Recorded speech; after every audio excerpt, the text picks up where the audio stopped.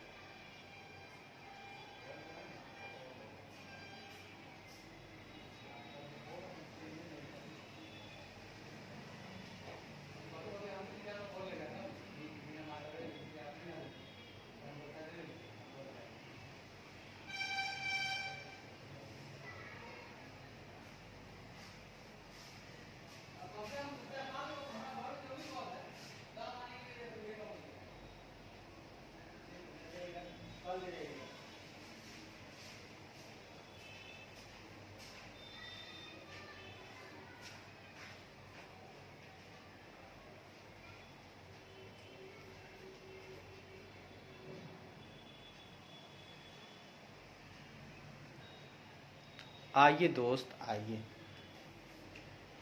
बातों का सिलसिला कुछ और आगे बढ़ाते हैं।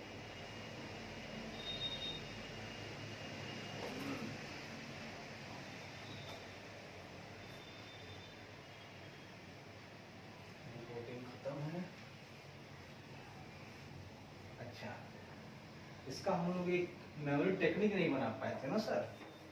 अच्छा, अभी बना लेते हैं।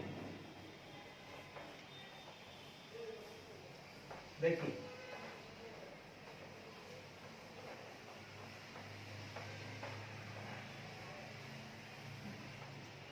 ये जो हम लोग पढ़े थे कल, हम लोग पढ़े थे कारो। तो कारो का पैराग्राफ 3 में ये सारे क्लॉज हमें पढ़ने हैं। क्लॉज 1 से लेकर ये है आपको 21 तक, ठीक है। अब हम क्लॉज 1 का हम नियम बताएंगे, ठीक है। पहला जो है ना, याद रखिएगा, पहला आई जैसा लगता है। पहला है आपका इंटेंजिबल एसेट, यानी पीपीई प्लस इंटेंजिबल एसेट, ठीक है। पीपीई है प्लस इंटेंजिबल एसेट। दूसरे की बात हम अगर करते हैं तो दूसरा है आपके पास, वो भी अपना जैसा लगता है, वो भी इन्वेंटरी का है। जो याद हो सकता है वो बता रहा हूं। आई में भी इंटेंजिबल। नंबर 2 जो है आपका, वो आपका है, वो है इन्वेंटरी। नंबर 3 है आपका, वो है इन्वेस्टमेंट को लेकर। ये जो है इन्वेस्टमेंट की बातें करता है हमारा क्लॉज। और ये जो 4 है, 4 याद रखिएगा, 4 लोन, ठीक है। 4 क्या है? 4 लोन। पहला क्या है याद रखिएगा, PP plus intangible asset, plus PP plus intangible asset. दूसरा आपका है इन्वेंट्री के लिए, ये दो को याद रखिएगा। और तीसरा है आपका इन्वेस्टमेंट। 3 इन याद रखिएगा, ये हुआ आपका 3 से याद रखिएगा इन्वेस्टमेंट। पहला दूसरा याद रखिएगा, बाकी हम बताते चलते हैं।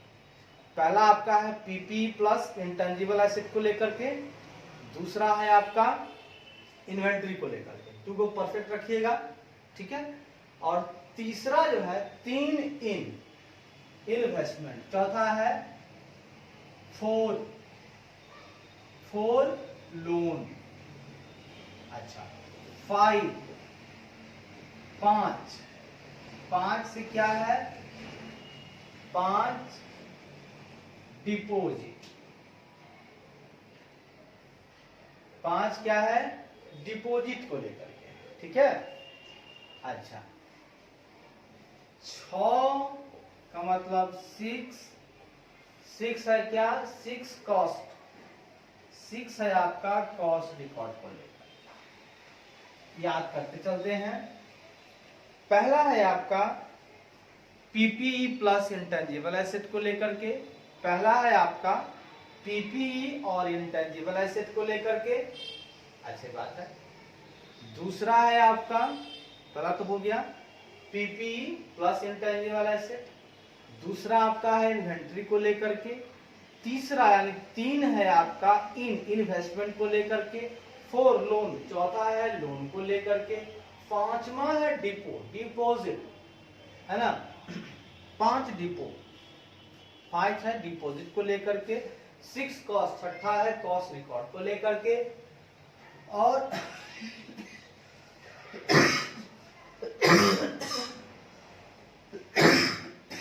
और 7 है आपका सट, 7 मतलब 7 का मतलब याद रखिएगा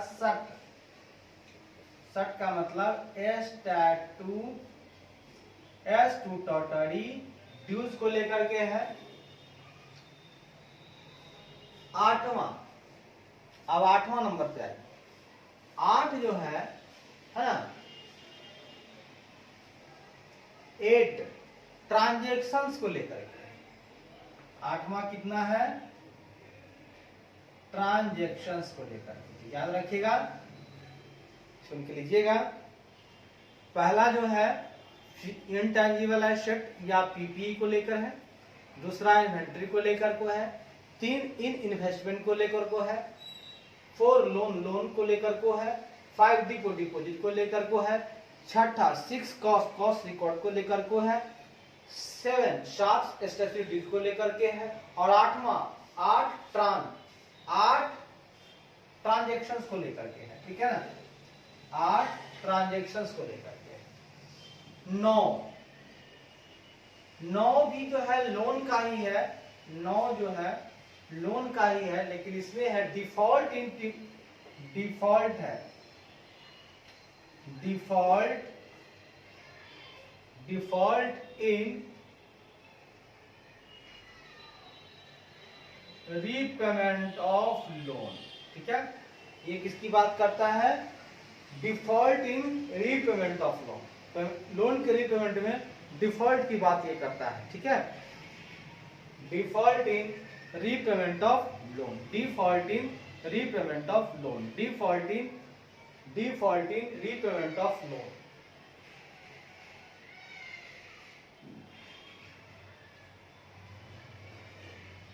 default in repayment of loan. 10वां, 10 जो है आपका, 10 का मतलब 10 बस में मिला है आपको ऑफर, 10 बस में मिला है आपको ऑफर मिला है, बस में कैसा ऑफर है 10 में 10 रुपया में पब्लिक ऑफर है आपका, क्या है इनिशियल पब्लिक ऑफर, याद रखिएगा।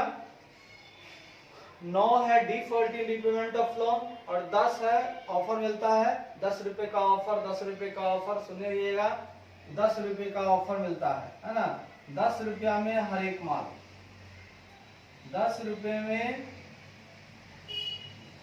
हर एक माल का ऑफर मिलता है आपको, वो हो जाता है इनिशियल पब्लिक ऑफर। अच्छा 11 आपका हो जाता है 11 फारह, 11 को आप याद रखिएगा फारह से, यानी ये फ्रॉड की बात करता है, 12 से याद रखिएगा आप बरनी। 12 जो है याद रखिएगा, बढ़नी उड़नी झाड़ू मारते हैं ना, वही बरनी। नी से हो जाता है निधि कंपनी, निधि कंपनी। 12 तक मिलाइएगा। पहला याद रखिएगा टेंजिबल एसेट, सॉरी पीपी वही हो गया, अब प्लस इंटेंजिबल एसेट दोनों। दूसरा में इन्वेंटरी, ये दो तो एकदम पक्का याद रखिएगा। तीसरा में आता है आपको 3 इन्वेस्टमेंट, चौथा 4 लोन हो जाता है, 5वां डिपोजिट हो जाता है, 6ठा में 6 कॉस्ट रिकॉर्ड हो जाता है, 7वां में स्टैट्यूटरी रिजर्व हो जाता है, सॉरी स्टैट्यूटरी ड्यू हो जाता है, 7वां में 8 ट्रांजेक्शंस की बात करता है, 9 लोन की बात करता है, 9 से याद रखिएगा 9 लोन आ जाता है, डिफॉल्ट रिपेमेंट ऑफ लोन, 10 में ऑफर मिलता है, 10 रुपए का ऑफर है, रेशियल पब्लिक ऑफर है, और 11 फाड़ा फ्रॉड की बात करता है, 12 बर्नी निधि कंपनी का बात करता है, और 13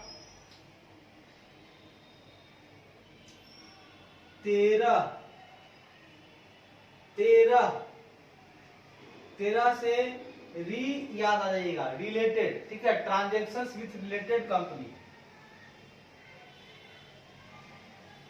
13 से तेरी मेरी, ये तेरी याद रखिएगा, ठीक है। Transactions with related parties, transactions with related parties याद रखिएगा। 13 से ट्रांजेक्शंस विथ रिलेटेड पार्टीज। अब बात करते हैं दोस्त, हम लोग 14 की बात करते हैं, ठीक है। ये हिंदी में याद रखिएगा 14 का मतलब होता है ना भैया, हम लोग चलेंगे, है ना, इंटरनल में चलेंगे, है ना, इंटरनल। 14 का मतलब इंटरनल में चलेंगे, इंटरनल ऑडिट, ठीक है। 15 की बात करते हैं हम लोग, तो 15 में आता है 15, इसको याद रखिएगा। 15 मतलब नन कैश ट्रांजैक्शंस की बात होगी। अब 16 की बात करेंगे, 16, ठीक है, मतलब 60 मतलब 16 बात करता है 16 से याद रखिएगा 16 श्रृंगार। 16 श्रृंगार कौन करेगा? 16 श्रृंगार आर से आरबीआई याद रखिएगा। 16 श्रृंगार आरबीआई का मतलब हो गया आपका company registered under RBI, company registered under RBI. श्रृंगार से आर याद रखिएगा 16। अब आइए 17 का मतलब होता है 17 मतलब खतरा। खतरा कहाँ आएगा? खतरा कहाँ आएगा? जब आपको लॉस होगा तो कैश लॉस से 17 से खतरा मिल गया। उसके बाद आइए 18 से फिर 8 आ गया, है ना, 8 स्टडी 18। यहां भी है स्टैट्यूटरी ही है, लेकिन यहां पर स्टैट्यूटरी ऑडिटर के बारे में बात करता है, ठीक है, 18। उसके बाद 19 की बात करेंगे।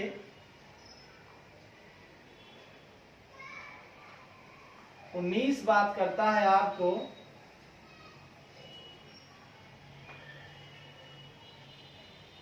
इसको याद रखिएगा 19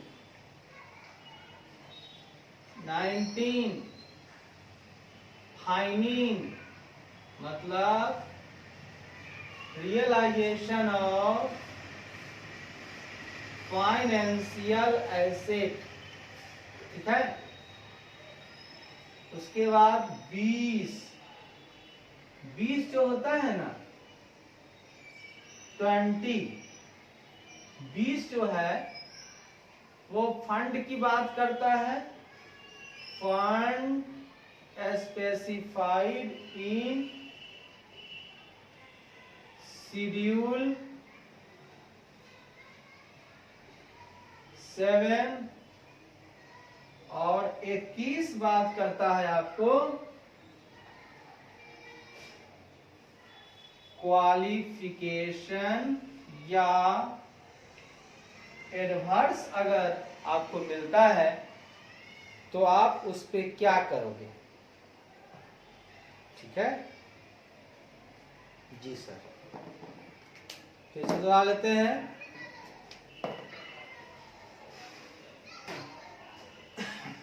पहला दूसरा एकदम जुबान पे आना चाहिए।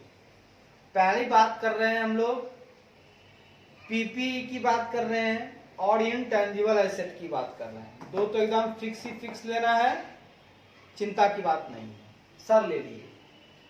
दूसरा इन्वेंट्री एकदम आंख बंद करके दूसरा इन्वेंट्री। 3 इन, तीसरा से इन्वेस्टमेंट याद रखिएगा 4 से लोन याद रखिएगा 4 लोन। 5 से डिपोजिट याद रखिएगा। 6 जो है 6 कॉस्ट रिकॉर्ड की बात करता है। 7वां सट स्टैट्यूटरी ड्यूज की बात करता है। 8वां ट्रांजैक्शन की बात करता है। 9वां भी loan repayment, defaulted repayment of loan की बात करता है। 10 रुपया में ऑफर आता है, इनिशियल पब्लिक ऑफर की बात करता है। 11 से फ्रॉड की बात करता है। 12 बर्निंग निधि कंपनी की बात करता है। 13 रिलेटेड है ना, तेरी मेरी करता है, ठीक है। तेरी अरी से रिलेटेड याद रखिएगा। Transaction with related party. 14 का मतलब होता है इंटरनल में जाना, ठीक है ना। 14 इंटरनल ऑडिट की बात करता है। 15 3 नॉन कैश ट्रांजेक्शन की बात करता है। उसके बाद 16 श्रृंगार की बात करता है। आर से आरबीआई याद रखिएगा, यानी कंपनी रजिस्टर्ड विद आरबीआई। 17 खतरा की बात करता है, कैश लॉसेस की बात करता है। 18 फिर स्टैट्यूटरी ऑडिटर की बात करता है। अब आ गया 19 20 21, जुबान पे रखना है। 19 यानी 19 फिनेंशियल। 19 जो है 19 जो है वह फिनेंशियल एसेट के रियलाइजेशन की बात करता है। 19 क्या करता है, रियलाइजेशन ऑफ फाइनेंशियल एसेट की बात करता है। और 20 रुपया जो है 20 जो है फंड की बात करता है। Fund specified in schedule 7, fund specified in schedule 7। 20 और 21 मतलब एडवर्स। 21 से याद रखिएगा एडवर्स। 21 एडवर्स मतलब क्वालिफिकेशन या एडवर्स अगर आता है आपको ओपिनियन तो क्या करना होगा। चलिए आया समझ में। इसमें समझने वाली बात अपना मन से वो 20 बताए हैं, फंड याद रखिएगा। और 19 फाइनेंशियल एसेट के रिलेशन की बात करता है। बाकी बात तो 1 2 3 याद रखिएगा। 1 है आपका पीपी या इंटेंजिबल एसेट, दूसरा है आपका इन्वेंट्री और तीसरा से याद 3 इन इन्वेस्टमेंट, 4 लोन, 5 डिपो, ये सब हो जाएगा आपका, ठीक है। चलिए अब एक बार दोहरा लीजिएगा। पहला पीपीई है या इंटेंजिबल एसेट है। दूसरा इन्वेंट्री आंख बंद करके याद है हमको सर। 3 इन इन्वेस्टमेंट की बात करता है। क्लॉज 4 लोन की बात करता है। क्लॉज 5 डिपोजिट की बात करता है। 6 कस्ट रिकॉर्ड की बात करता है। 7वां सट स्टैट्यूटरी ड्यूज की बात करता है। 8वां जो होता है आपका वो किसकी बात करता है, 8 जो है ट्रांजेक्शन्स की बात करता है। 9 default in repayment of loan की बात करता है। 10 रुपया में ऑफर आ गया, 10 रुपये का ऑफर आ गया, हर एक माल ले लो तो 10 रुपये में हो गया आपका इनिशियल पब्लिक ऑफर की बात करता है। 10 11 फारा फ्रॉड की बात करता है, 12 बर्नी निधि कंपनी की, बर्नी मतलब बर्नी निधि कंपनी की बात करता है, 13 तेरी रिलेटेड पार्टी की बात करता है, ट्रांजेक्शंस विथ रिलेटेड पार्टी, 14 मतलब इंटरनल में जाकर के जाना है, इंटरनल ऑडिट की बात करता है, 15 15 नन का ट्रांजेक्शन की बात करता है, 16 श्रृंगार मतलब रजिस्ट्रेशन विथ आरबीआई, श्रृंगार से आरबीआई, श्रृंगार आरबीआई करता है, 17 खतरा की बात करता है, कैश लॉसेस की बात करता है, 18 फिर स्टेटरी ऑडिटर की बात करता है, 19 फिनांस,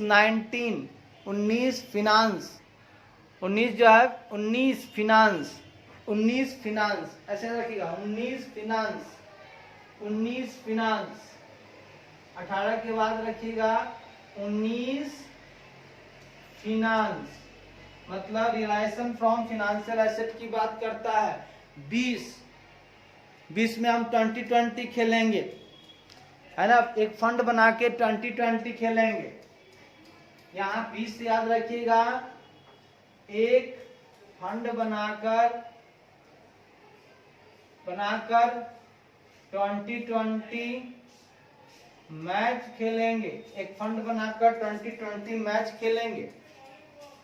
20 हो गया फंड जो है शेड्यूल 7 में जो है फंड स्पेसिफाइड। उसके बाद 21 एडवर्स की बात करता है। 21 का मतलब क्वालिफिकेशन या एडवर्स। लीजिए भैया, जवान पे आ गया ये सारा का सारा। अब हम थोड़ी चर्चा को आगे बढ़ाएंगे और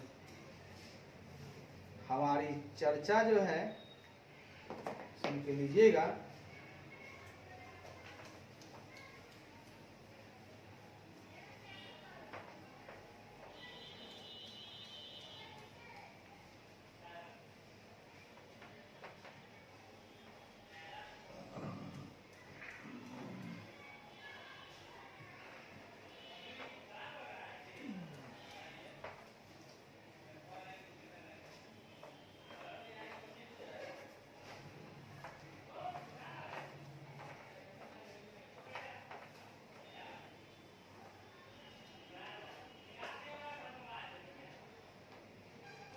अब हम बात करेंगे दोस्त, एक एग्जाम्पल ले रहे हैं, सुन के लीजिएगा।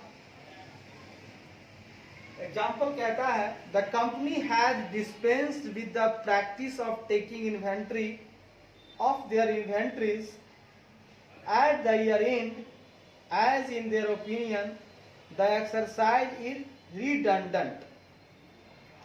ठीक है, रिडंडेंट है इसका। एक मिनट दोस्त,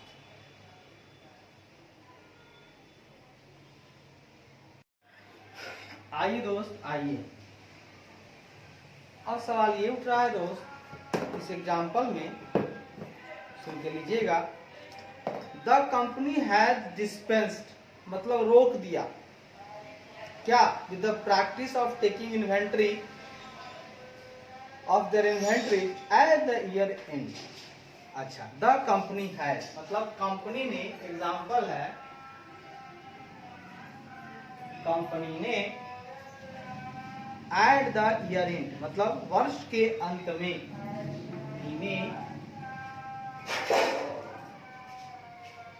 वर्ष के अंत में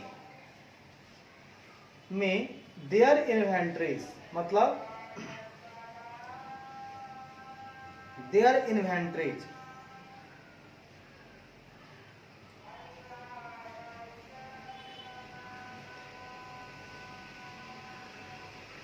taking inventory of their inventories.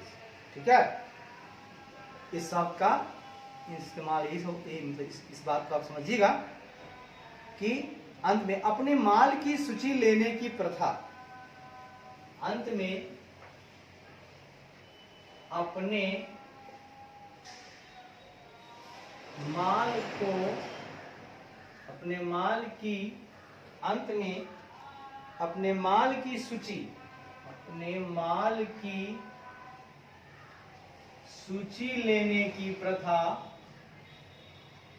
प्रथा को डिस्पेंस कर दिया, प्रथा को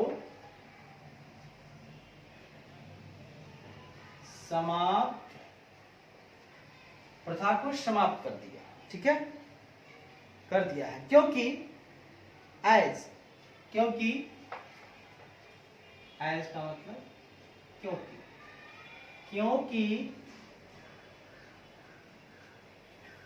एज इन देयर ओपिनियन, क्योंकि उनकी राय में यह एक्सरसाइज जो है यह अनावश्यक है, रिडंडेंट। राय में यह रिडंडेंट मतलब अनावश्यक टाइम कंज्यूमिंग समय लेने वाली,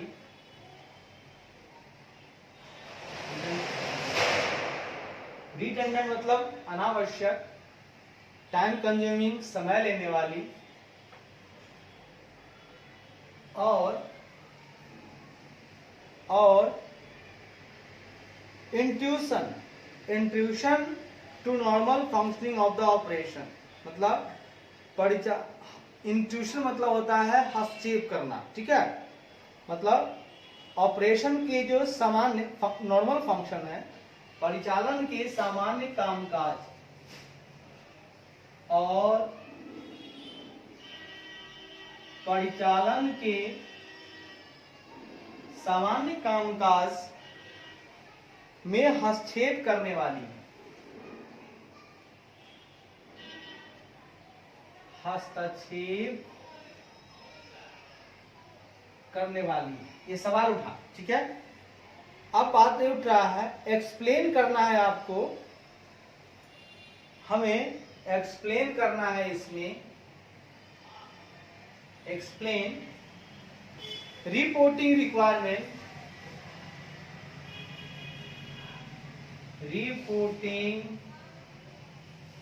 रिक्वायरमेंट अंडर कारो 2020, अंडर कारो 2020। देखिए सवाल समझिए, जवाब देते हैं।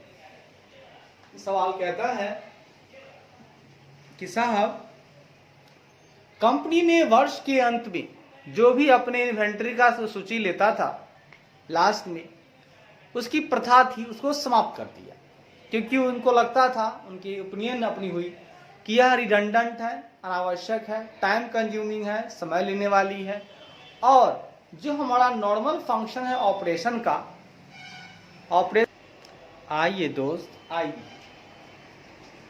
तो सवाल ये उठ रहा है दोस्त कि यहाँ पे हमको सवाल कर दिया कि भैया कंपनी जो है वर्ष के अंत में जो काम करती थी, अपने माल की सूची लेती थी, तो वो प्रथा को समाप्त कर दिया, क्योंकि उनको लगा रहा था कि यह बड़ा ही रिडंडेंट काम है, अनावश्यक काम है, टाइम कंज्यूमिंग है, समय लेता है, और जो हमारा रेगुलर जो मेरा ऑपरेशन से जो कि कामकाज है, नॉर्मल फंक्शनिंग है, उसमें ये बहुत ज्यादा जो है इंट्रूशन करता है, हस्तक्षेप करता है। अब हमको बोल रहा है कि रिपोर्ट करने के लिए, लीजिए करते हैं रिपोर्ट। रिपोर्टिंग, जवाब दीजिए, reporting under reporting for physical verification, reporting for physical verification, reporting for physical verification, reporting for physical verification, reporting for physical verification of inventory.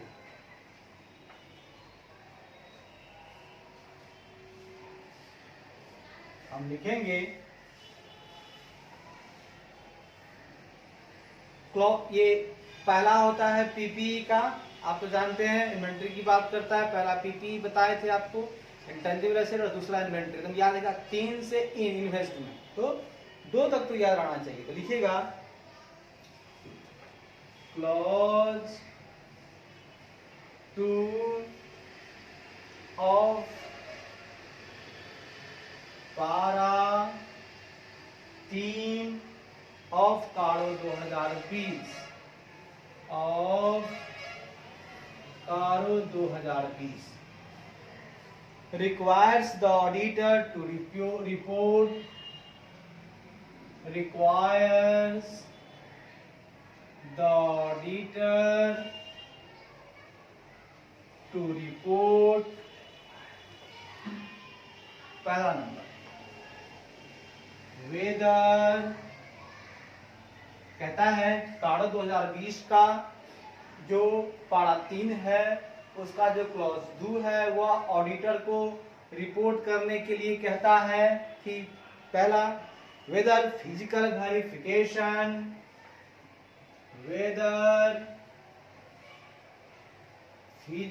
Verification क्या भौतिक सत्यापन वेदर मतलब क्या फिजिकल वेरिफिकेशन का मतलब होता है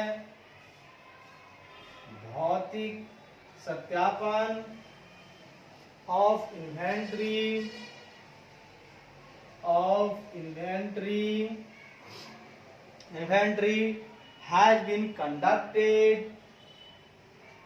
has been conducted at reasonable intervals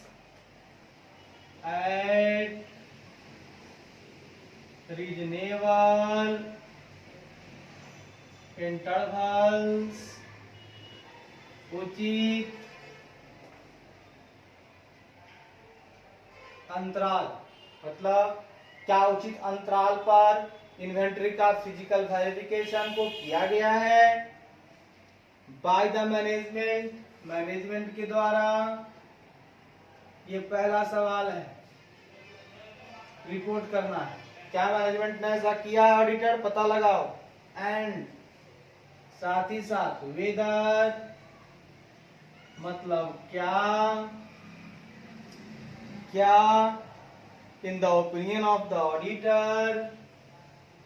in the opinion of the auditor क्या ऑडिटर की राय में the coverage and procedure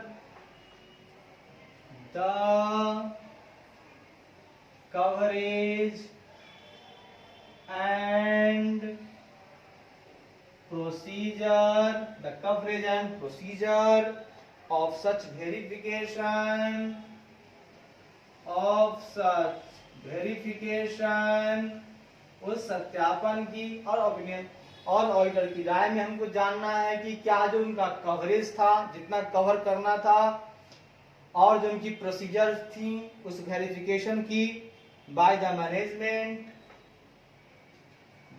management के द्वारा किया गया सत्यापन का जो कवरेज था और जो उसका प्रोसीजर था इज एप्रोप्रिएट क्या वह उचित था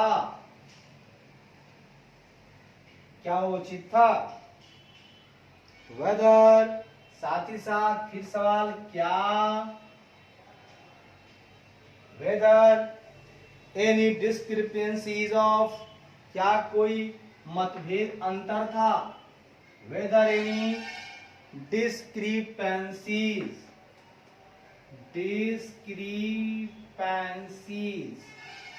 ठीक है discrepancies क्या कोई विभिन्नताएं थी ऑफ 10% क्या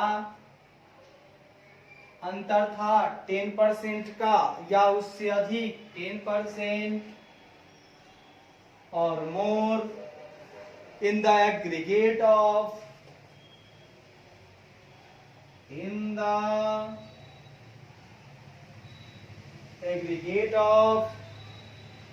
each class of inventory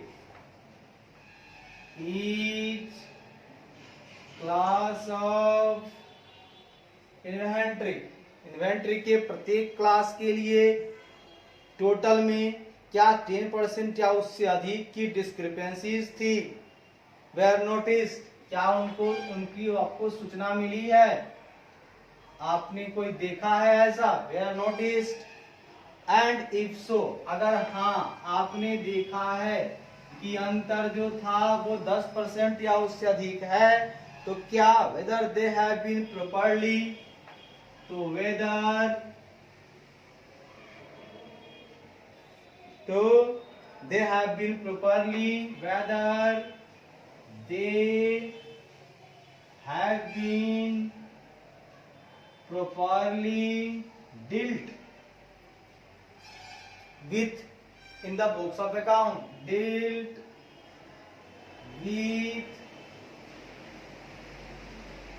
with in the books of account, तो क्या अपने बुक्स ऑफ अकाउंट में उन्होंने इस काम को किया है, कंप्लीट सही किया है। पहला सवाल ये। बी, आगे बढ़ते हैं दोस्तों। तो ऑडिटर से पूछा जाएगा कि भैया क्या रीजनेबल इंटरवल में हमारा जो मैनेजमेंट है वो फिजिकल वेरिफिकेशन करवा रहा है।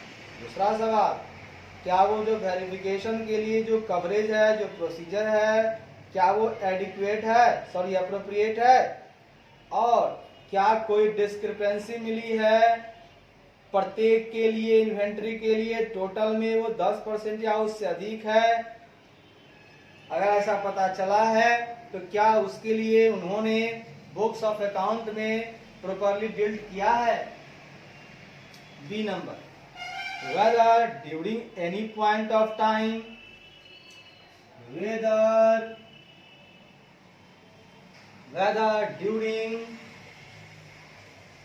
during any point of time of the year, मतलब पूरे साल के दौरान, क्या साल के दौरान एनी पॉइंट ऑफ टाइम, किसी भी समय पर, the company has been sanctioned, the company has been sanctioned, the company has been sanctioned, साल के समय में कंपनी ने क्या सैंक्शन किया है, working capital limit sanctioned, working capital limits in excess of 5 crore rupees, in excess of 5 crore rupees, क्या किसी भी समय, पूरे वर्ष के दौरान किसी भी समय वर्किंग कैपिटल का जो लिमिट है उसको 5 करोड़ से अधिक सैंक्शन कर दिया है। क्या कंपनी ने किया है? क्या इन एग्रीगेट कहां से, टोटल, फ्रॉम बैंक्स, कहां से ले सकता है, फ्रॉम बैंक्स। कंपनी ने ऐसा किया है, उनका अपने लिमिट को बढ़ाया है, और कहां से लिया ये पैसा, फ्रॉम बैंक्स और financial institutions, from banks and financial institutions on the basis of security of current assets, on the basis of security of current asset, जो उन्होंने वर्किंग कैपिटल लिया है, क्या वो बैंक से लिया है 5 करोड़ या ऊपर, 5 करोड़ से ऊपर का, या फाइनेंशियल इंस्टीट्यूशन से लिया है, और बदले में उन्होंने करेंट एसेट को सिक्योरिटी के रूप में रख के ऐसा किया है क्या, वेदर। साथ ही साथ फिर सवाल उठेगा, whether the quarterly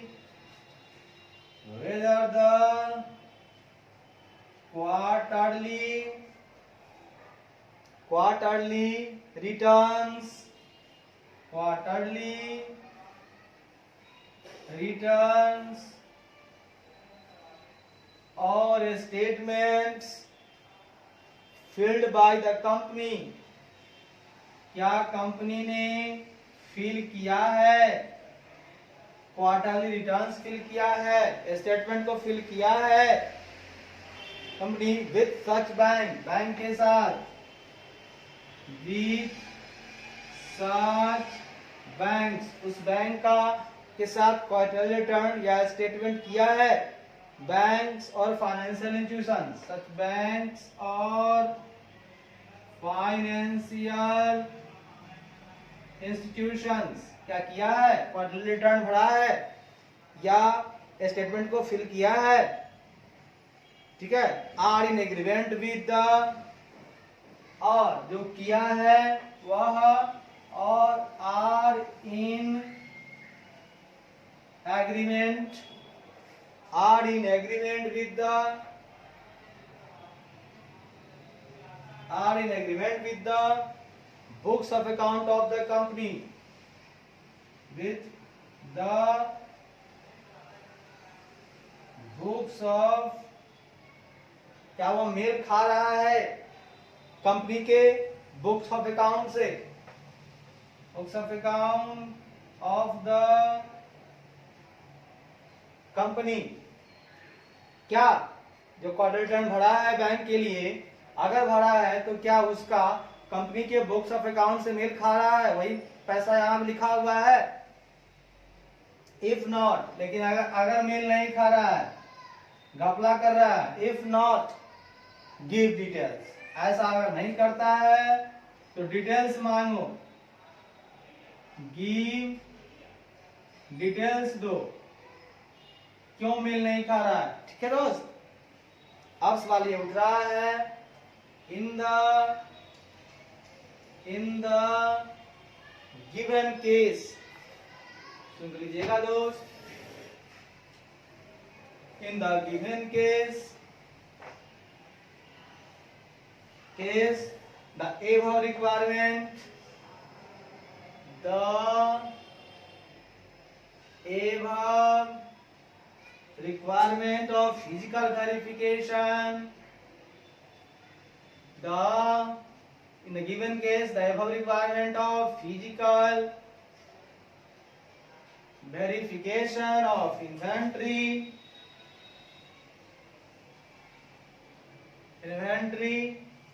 by the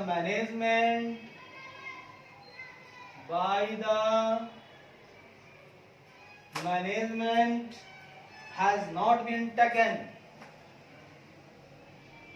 has not been taken place, and therefore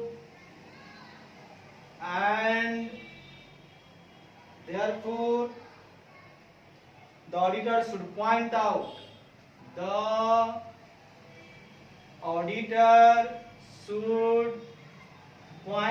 यानी हम कह रहे हैं कि दिए हुए केस में, हाँ, जो भी रिक्वायरमेंट थी फिजिकल वेरिफिकेशन की इन्वेंटरी की मैनेजमेंट द्वारा, वह इस केस में नहीं किया गया है, इसीलिए ऑडिटर को चाहिए कि वो पॉइंट आउट करे इस बात को लिखे, point out the same under कारो 2020, अंडर कारो 2020 इस बात को वो दिखाए, दर्शाए, साथ ही साथ ही में consider the impact, he may consider the impact, वो प्रभाव पर विचार कर सकता है, on financial statement, on financial statement and report accordingly,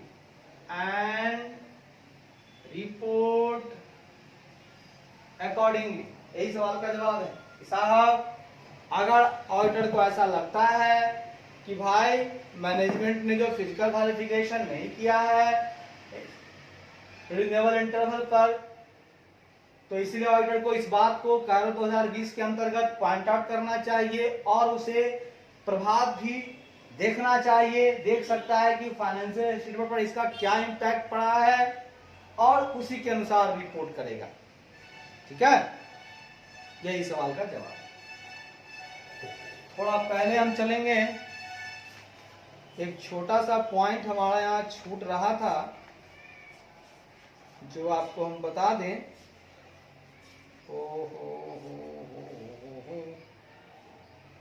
एक सवाल था, जब हम लोग पढ़ रहे थे, राइट की बात हो रही थी, वहां पर एक पॉइंट आया था, उसको वहां पे मेरा छूट गया ध्यान उस समय, तो हम शायद उसको हम मिस आउट करते हुए आगे निकल गए थे।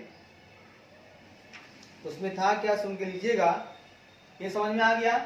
फिर से पढ़ दें क्या? हाँ सर पढ़िए। देखिए भाई साहब, सवाल आपका था कि कंपनी ने वर्ष के अंत में अपने माल की सूची लेने की प्रथा को समाप्त कर दिया। अंत में, अच्छा, क्योंकि उनकी राय में यह अनावश्यक समय लेने वाली और परिचालन के सामान्य काम काज में हस्तक्षेप करने वाली है, रिडंडेंट है, टाइम कंज्यूमिंग है, और जो हमारा नॉर्मल जो मेरा फंक्शन है, हाँ, ऑपरेशन का, उसमें ये क्या कर रही है, हस्तक्षेप कर रही है। ठीक है, तो सवाल ये उठ रहा है, ये हस्तक्षेप कर रही है तो क्या करें हम? तो इसमें ये है कि भैया हमारा जो क्लॉज 2 है काड़ा 2020 का इन्वेंट्री वाला, वो कहता है कि भैया फिजिकल वेरिफिकेशन जो है वो रीजनेबल इंटरवल पर होना चाहिए मैनेजमेंट के द्वारा, पहला सवाल। और साथ ही साथ ये पूछना होगा ऑडिटर को, और दूसरा पूछना होगा ऑडिटर को कि क्या कवरेज और प्रोसीजर जो है वेरिफिकेशन का मैनेजमेंट के द्वारा जो किया गया है, क्या वो एप्रोप्रिएट है।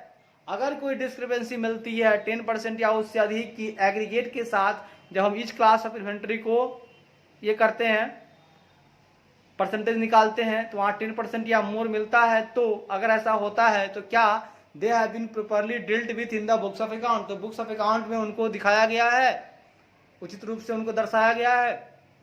दूसरा सवाल है कि क्या during the any point of time जो है पूरे साल में किसी भी समय पर क्या कंपनी ने वर्किंग कैपिटल सैंक्शन कर लिया है 5 करोड़ या उससे अधिक, और वो भी किसी बैंक या फाइनेंशियल इंस्टीट्यूशन से ले लिया है ना, और दे दिया है गिरवी के रूप में अपना करंट एसेट, सिक्योरिटी के रूप में दिया है करंट एसेट। अगर ऐसा किया है, ठीक है, तो क्या उसने क्वार्टरली रिटर्न या स्टेटमेंट फिल्ड किया है, कंपनी ने किया है उस बैंक के साथ या फाइनेंशियल इंस्टीट्यूशन के साथ, और क्या वह मेल खाता है कंपनी के बुक्स ऑफ अकाउंट से जो रिटर्न भरा है। ऐसा अगर नहीं है तो डिटेल्स आप दो। और ये जो केस है उसमें जो रिक्वायरमेंट थी फिजिकल वेरिफिकेशन की इन्वेंट्री का, उसको मैनेजमेंट के द्वारा नहीं किया गया है, इसीलिए ऑडिटर को इस बात को पॉइंट आउट करना चाहिए, और सेम को काड़ा 2020 के अंतर्गत क्या करना चाहिए, उसको पॉइंट आउट करना चाहिए, और साथ ही साथ उसको विचार करना चाहिए कि फाइनेंशियल स्टेटमेंट पर इसका क्या प्रभाव पड़ेगा जब वो नहीं कर रहा है रीजनेबल इंटरवल में, तो और उसी के अनुसार उसको रिपोर्ट करना होगा। लीजिए दोस्त, लीजिए, अब थोड़ा सा पहले वाला प्रॉब्लम को सॉल्व करते हैं, फिर आगे बढ़ते हैं।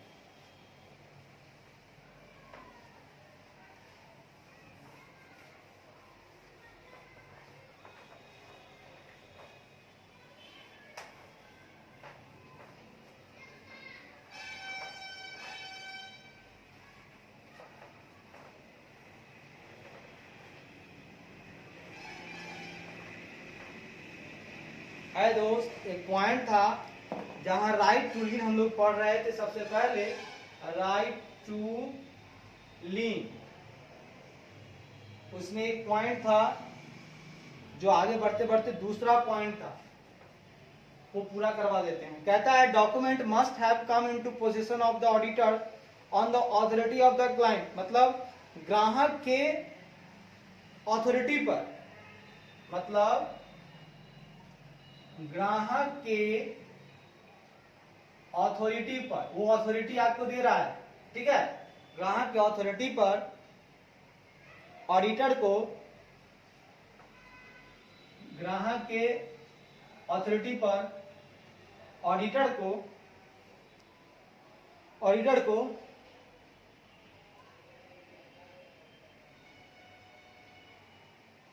ऑडिटर के कब्जे में, ऑडिटर के कब्जे मतलब होता है पोसेशन, ऑडिटर के कब्जे में डॉक्यूमेंट्स यानी दस्तावेज आ गया है, ठीक है, तो ये बात सही है कि ग्राहक के जो क्लाइंट है हमारा, वो अगर अथॉरिटी देता है तो उसकी छीन झपट कर नहीं लेना, उसकी अथॉरिटी से हम ऑडिटर जो है उसके कब्जे में डॉक्यूमेंट्स आया है, अच्छी बात है। They must not have been received through irregular और इल्लीगल मीन्स, कहता है उन्हें अनियमित एवं अवैध तरीके से, उन्हें अनियमित एवं इर्रेगुलर और इल्लीगल अवैध तरीके से प्राप्त नहीं किया गया होना चाहिए, तरीके से प्राप्त नहीं किया गया होगा। याद ध्यान रखना कि भाई जबरदस्ती प्राप्त नहीं होना चाहिए। और थर्ड लाइन कहता है in case of company client, company के ग्राहक के मामले में, कंपनी के ग्राहक के मामले में they must be received on the authority, उन्हें निदेशक मंडल के प्राधिकार प्राप्त, उन्हें निदेशक मंडल के प्राधिकार यानी कि अथॉरिटी, निदेशक मंडल मतलब बोर्ड ऑफ डायरेक्टर के अथॉरिटी पर प्राप्त किया जाना चाहिए। यही था, छूट गया था 2 लाइन, अभी आपको हमने बता दिया कि साहब आपको चाहिए पोसेशन चाहिए, अच्छी बात है, लेकिन क्लाइंट के हिसाब से होना चाहिए, उसको अथॉरिटी आपको देता है तभी आप करोगे। कोई भी इरेगुलर या इलीगल तरीके से प्राप्त नहीं आपको करना है।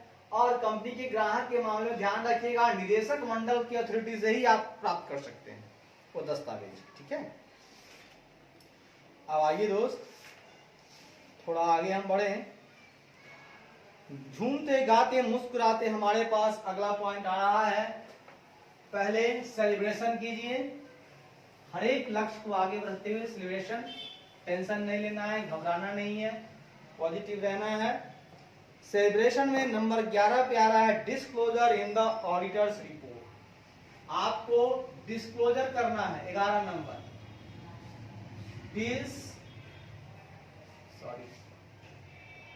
डिस्क्लोजर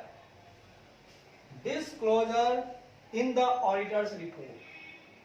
क्या क्या आप खुलासा करेंगे in the auditors report. Auditor की रिपोर्ट्स में क्या क्या खुलासा होने वाले हैं, आइए सर। ऑडिटर की रिपोर्ट में खुलासा होने वाला है मतलब लेखा परीक्षक के रिपोर्ट में खुलासा, बहुत भारी खुलासा होने वाला है, ध्यान से, बहुत भारी खुलासा होने वाला है, जरा ध्यान से ठहरिएगा। आइए हम लोग मिलकर कुछ खुलासा करेंगे कि क्या खुलासा करना है हम लोगों को ऑडिटर्स के रिपोर्ट में। तो कहता है the following paragraphs deals with the manner of qualification and the manner of disclosure if any to be made in the auditors report. मतलब निम्नलिखित पैराग्राफ मैनर ऑफ क्वालिफिकेशन, निम्नलिखित पैराग्राफ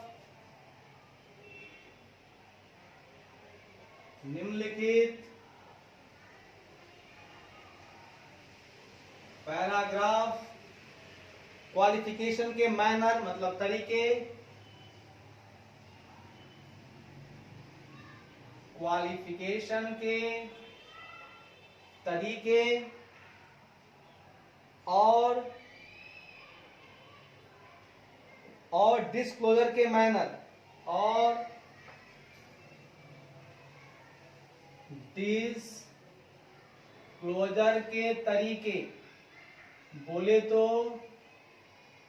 प्रकटीकरण के तरीके इफ एनी, यदि कोई हो के तरीके,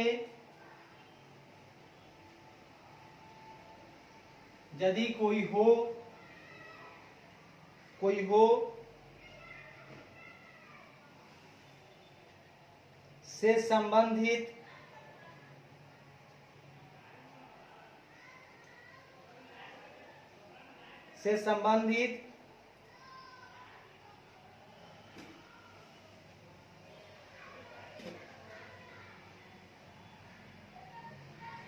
है ना,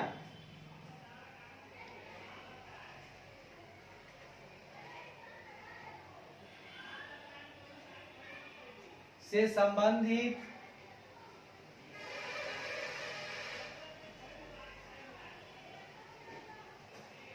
बातों के साथ, बातों को लेखा परीक्षक की रिपोर्ट में को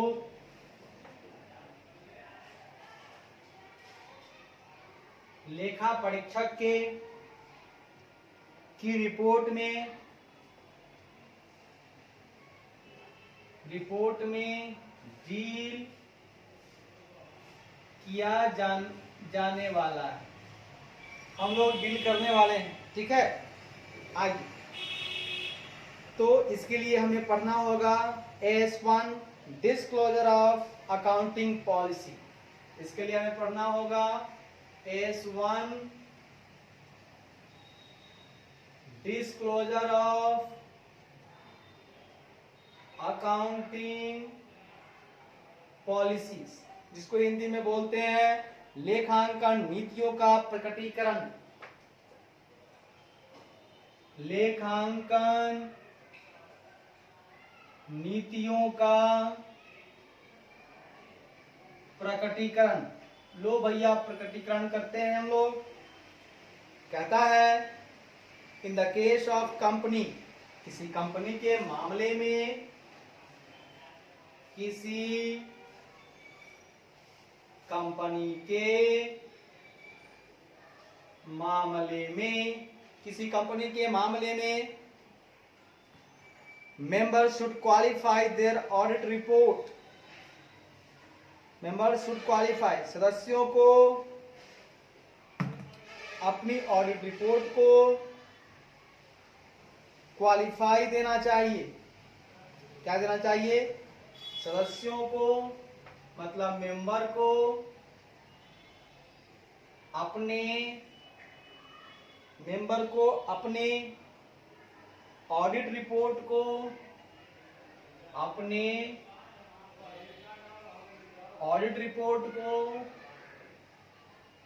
मेंबर्स को अपने ऑडिट रिपोर्ट को क्वालिफाई देना चाहिए।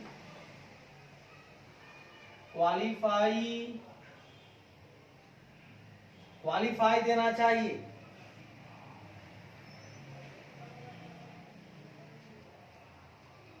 ठीक है। इन केस कौन सा है जब क्वालिफाई दीजिएगा? In case. पॉइंट नंबर 1 कहता है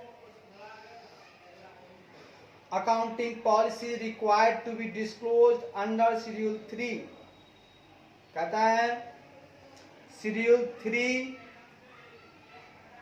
और any other provisions of the companies act 2013 have not been disclosed।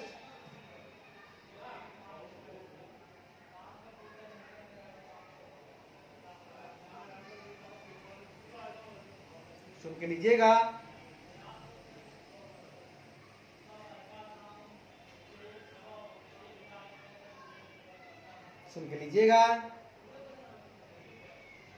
कहता है अकाउंटिंग पॉलिसी को, accounting policy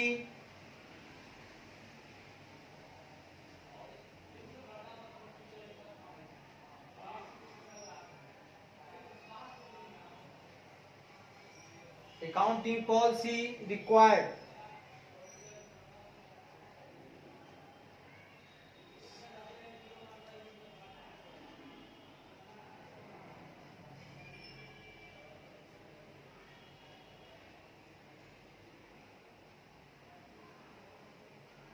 मतलब लेखांकन नीतियों का को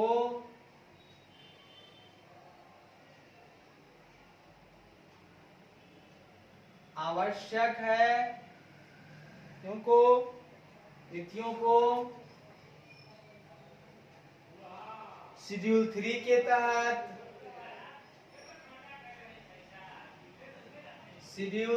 के तहत डिस्क्लोज करना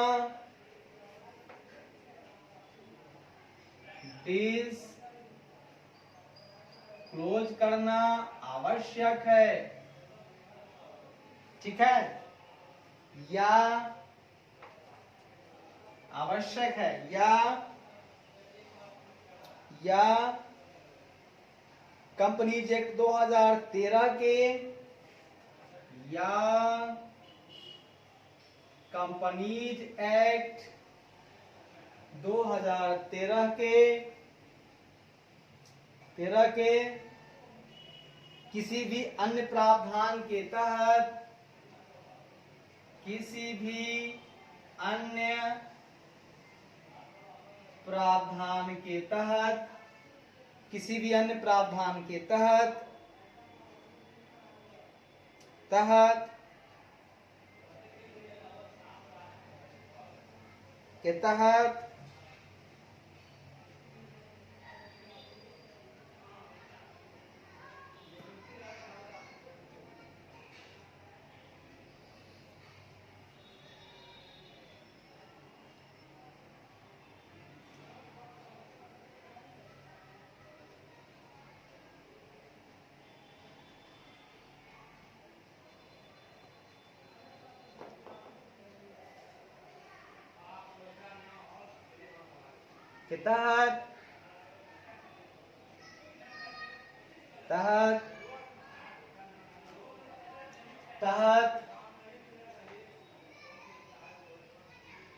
आवश्यक लेखांकन नीतियों का डिस्क्लोजर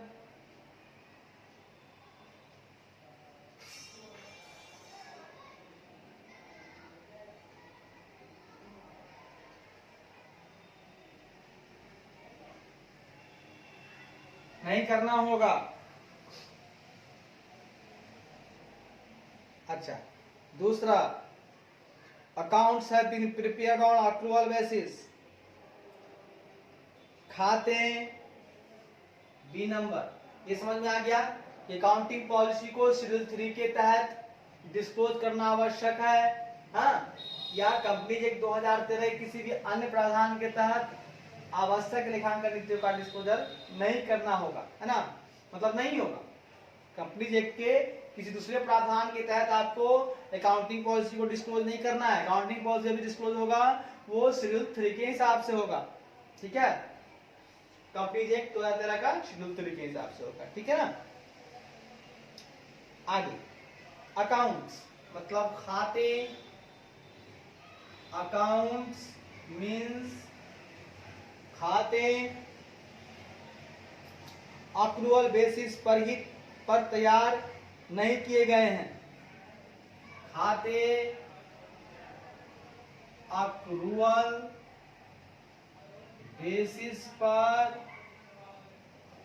तैयार नहीं किए गए हैं। ध्यान रखिएगा कि आपको डिस्क्लोज करना होगा अकाउंटिंग पॉलिसी में क्या क्या, ये बात। दूसरा ये भी करना होगा कि खाते अक्रूवल बेसिस पर तैयार नहीं किए गए हैं, ठीक है। आगे सी नंबर कहता है the fundamental accounting exemptions of going concern, मतलब गोइंग कंसर्न की मौलिक लेखांकन मान्यताओं का पालन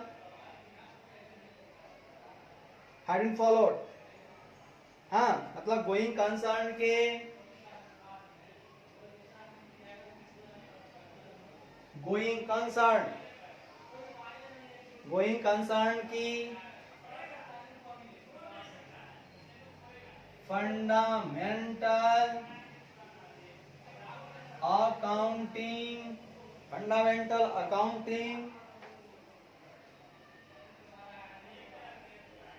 फंडामेंटल अकाउंटिंग एग्जाम्पशन, मौलिक लेखांकन मान्यताओं, मौलिक लेखांकन मान्यताओं। कहता है going concern of fundamental accounting exemption, मौलिक लेखांकन मान्यताओं की जो गोइंग कंसर्न की जो मौलिक लेखांकन मान्यताएं हैं उनका पालन नहीं किया गया है, का पालन नहीं किया गया है, का पालन नहीं किया गया है। अच्छी बात है। और this fact has not been disclosed in the financial statement, और फाइनेंशियल स्टेटमेंट में, और फाइनेंशियल स्टेटमेंट यानी और वित्तीय विवरण में दिस फैक्ट वित्तीय विवरण में इस तथ्य का खुलासा नहीं किया गया है। दिस फैक्ट में इस फैक्ट का डिस्क्लोज नहीं किया गया, इस तथ्य का खुलासा नहीं किया गया है। 3 बातें बताइएगा, आगे बढ़िएगा। चौथी बात है आपको बताना है, क्या बताना है? Proper disclosure regarding changes in accounting policy have not been made, मतलब अकाउंटिंग पॉलिसियों के परिवर्तन के संबंध में उचित खुलासे नहीं किए गए हैं। लेखांकन नीतियों के परिवर्तन के संबंध में, चेंजिंग के संबंध में, परिवर्तन के संबंध में प्रॉपर डिस्क्लोजर उचित खुलासे नहीं किए गए हैं, उचित खुलासे नहीं किए गए हैं। डी पॉइंट में आप ये समझेंगे, मतलब हमको अकाउंटिंग ऑफ हम क्या क्या डिस्क्लोज करेंगे ऑडिटर्स रिपोर्ट में। पहला number disclosure of accounting policy में हम लोग बताएंगे कि भाई किसी कंपनी के मामले में जो मेंबर है उनको अपने ऑडिट रिपोर्ट को क्वालिफाई देना चाहिए। अगर ऐसा हालात है तो उनको क्वालिफाई देने चाहिए, ये हमको कहता है डिस्क्लोजर ऑफ अकाउंटिंग पॉलिसी। पहला नंबर, अगर अकाउंटिंग पॉलिसी को शेड्यूल 3 के तहत डिस्क्लोज करना आवश्यक है या कंपनी एक्ट 2013 किसी भी अन्य प्रावधान के तहत लेखांकन नीतियों का डिस्क्लोजर नहीं करना होगा। हाँ, नहीं करना होगा, बिल्कुल सही बात है, नहीं करना होगा, करना होगा शेड्यूल 3 के हिसाब से। अच्छी बात, तो सदस्य देगा क्वालिफाई, अच्छी बात। दूसरा बात, अकाउंट्स को ऑक्टोबर बेसिस पर तैयार नहीं किया गया है, क्वालिफाई रिपोर्ट दें, ठीक है। और अकाउंटिंग पॉलिसी को शेड्यूल 3 के तहत बनाना था और उसने किसी अन्य के तहत बना दिया, डिस्क्लोज कर दिया, आप क्वालिफाई दे दीजिए, ठीक है। कोई कंसर्न की जो फंडामेंटल अकाउंटिंग एक्शन उनका पालन ही नहीं किया गया है और उसका फाइनेंशियल स्टेटमेंट में इस सत्य का खुलासा भी नहीं किया गया है। आप देख क्वालिफाई रिपोर्ट, लेखांकन नीतियों के परिवर्तन के संबंध में उचित खुलासे नहीं किए गए हैं। अकाउंटिंग पॉलिसी के चेंजिंग के समय में, है ना, रिगार्डिंग चेंज के समय में कोई प्रॉपर डिस्क्लोजर नहीं दिया गया है, आप क्वालिफाई रिपोर्ट करें। आगे बढ़िएगा। Where a company has been given a specific exemption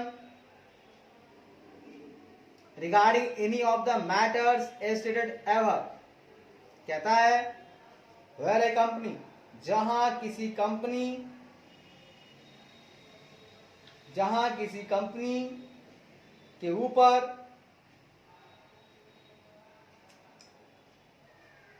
ऊपर बताए गए किसी भी मामले के संबंध में एक स्पेसिफिक एग्जम्पशन यानी एक विशेष छूट दी गई है, but the fact of such exemption, लेकिन इस तरह के विस्तार का जो तथ्य है has not been adequately disclose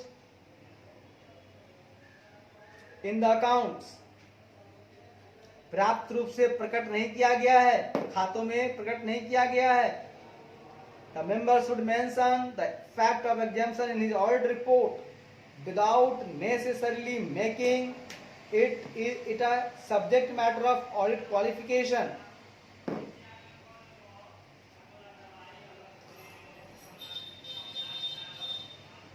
आइए दोस्त, आइए चर्चा हम कर रहे थे, आगे बढ़ते हैं। देखिए आगे कहता है when a company, जहां किसी कंपनी, जहां किसी कंपनी को, जहां किसी कंपनी को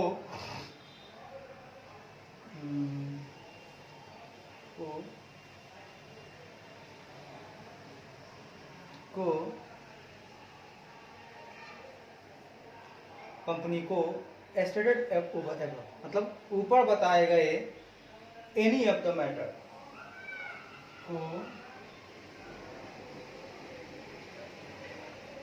ऊपर बताए गए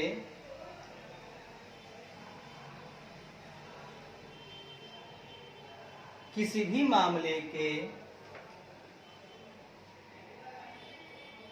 किसी भी मामले के रिगार्डिंग के संबंध में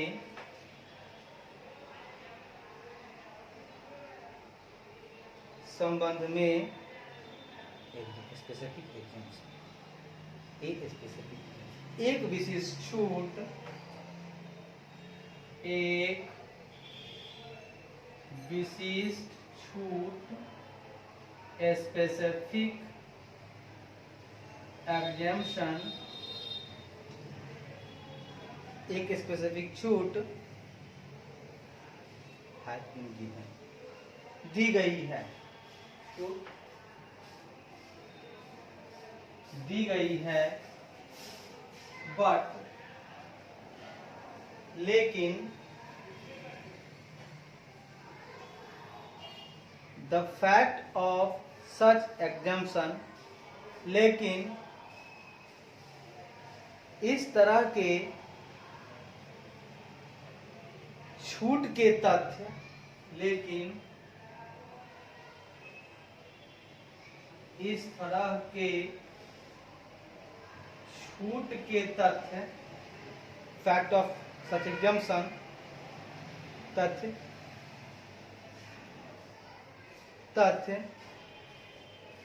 खातों में अकाउंट्स में, खातों में एडिक्वेटली डिस्क्लोज्ड, नॉट, पर्याप्त रूप से प्रकट नहीं किया गया है, खातों में पर्याप्त रूप से प्रकट नहीं किया गया है, तो सदस्यों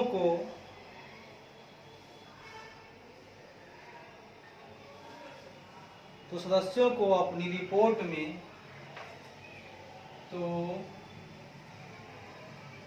सदस्यों को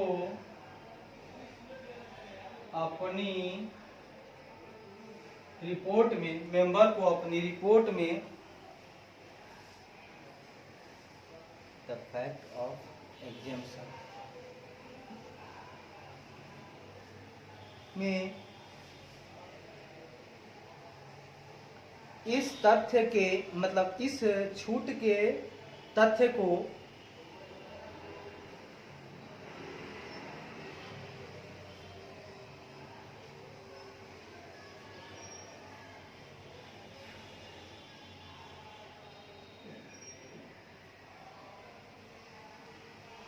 रिपोर्ट में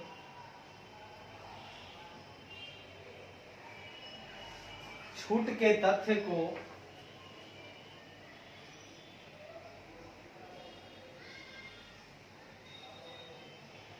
यानी फैक्ट ऑफ एग्जाम्पशन तथ्य को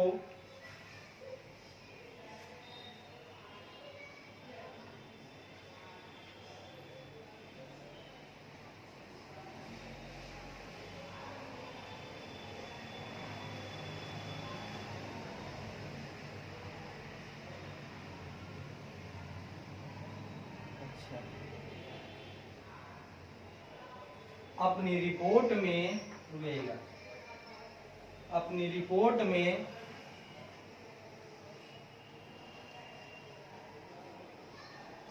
इस सब्जेक्ट अपोजिट क्वालिफिकेशन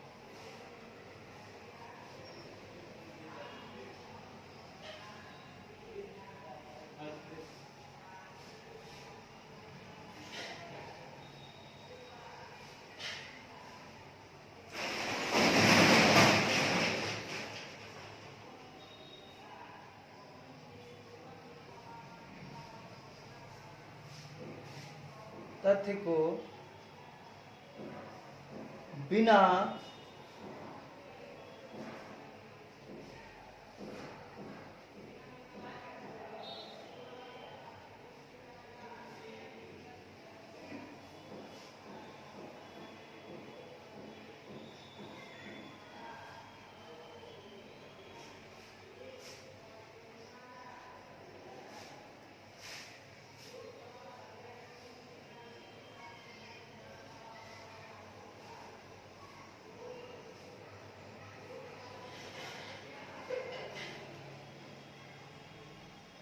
इसे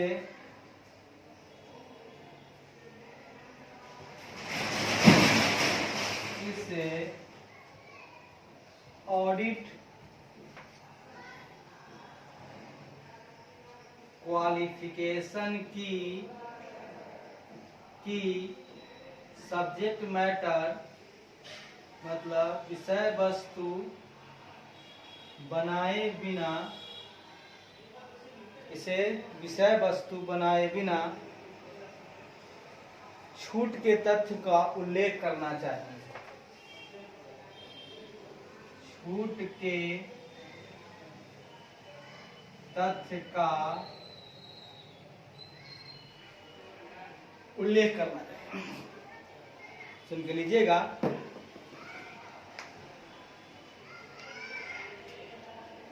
सुनिएगा।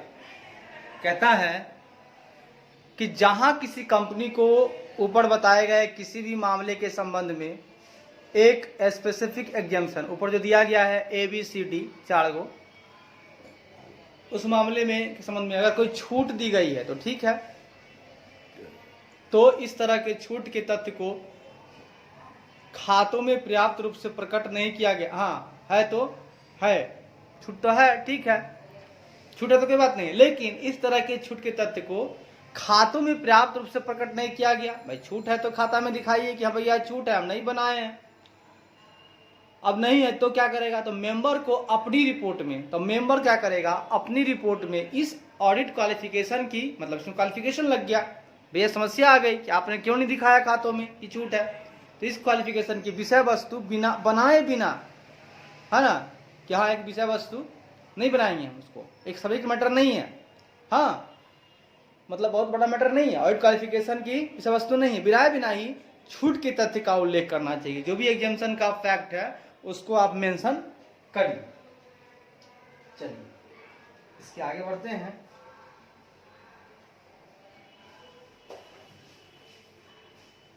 अभी इसी में चलेंगे, इसी में आगे चलेंगे।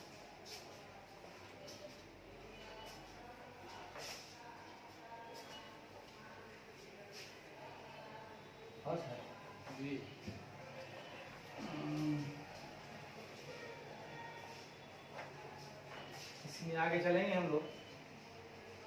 आगे कहता है in view of the above, उपरोक्त को ध्यान में रखते हुए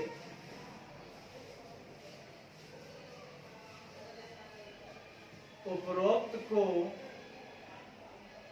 ध्यान में रखते हुए, ठीक है, in view of the above, auditor will have to consider different circumstances. Auditor को विभिन्न परिस्थितियों पर विचार करना होगा। ऑडिटर को विभिन्न सर्कमस्टांसेस मतलब परिस्थितियों, डिफरेंट सर्कमस्टांसेस विभिन्न परिस्थितियों पर विचार करना होगा। विभिन्न परिस्थितियों पर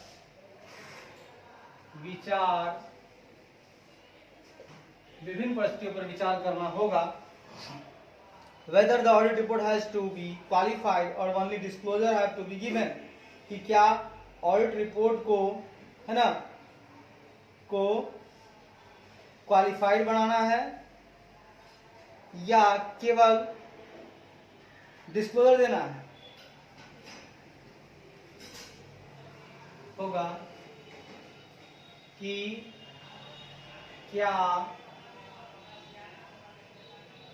ऑडिट रिपोर्ट को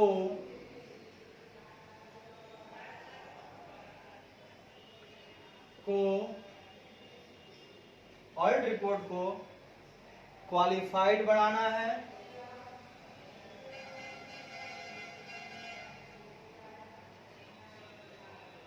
या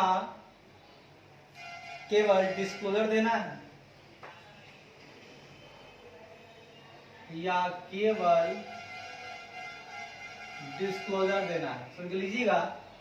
अब बात दूसरी यह है कि उपरोक्त को ध्यान में रखते हुए, और जो नहीं लिखा है, ऑडिटर को विभिन्न परिस्थितियों में, डिफरेंट सर्कमस्टांसेस में विचार करना होगा कि भाई क्या ऑडिट रिपोर्ट को अब क्वालिफाइड देना है, क्वालिफाई करना है, या केवल डिस्क्लोजर देना है, क्या करना है आप बताइए। सिर्फ डिस्क्लोजर छोड़ दीजिएगा भैया, इसने अपने एग्जाम्पशन वाली बातों को नहीं दिखाया है, या आप क्वालिफाई कर देंगे उसके रिपोर्ट को, कहेंगे नहीं सर अच्छा नहीं है, सही नहीं है, भागो यहाँ से। In the case of enterprises